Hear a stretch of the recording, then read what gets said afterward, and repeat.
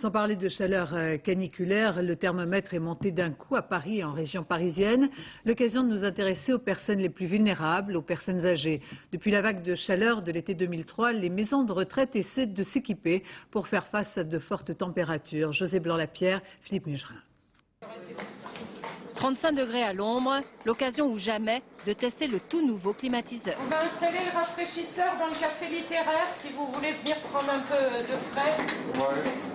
Dans cette maison de retraite, on a fait le choix de l'appareil qui se déplace d'un salon à l'autre, petit mais efficace semble-t-il.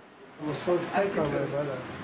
Bah oui, il faut lui donner le temps de rafraîchir la pièce. Ça fait du bien ça. Ouais, je vais aller chercher un pull.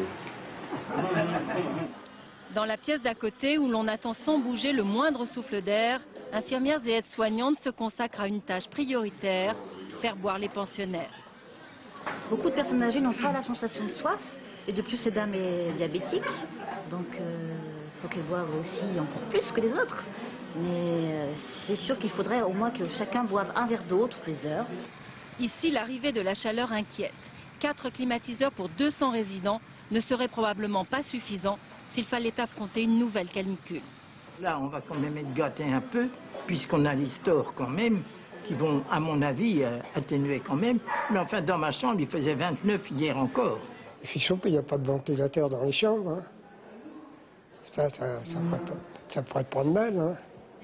Mais pour le directeur, le problème majeur reste le manque de personnel. Si nous avions une nouvelle canicule, je pense que nous aurions moins de décès que nous n'en avons eu en 2003, fort heureusement.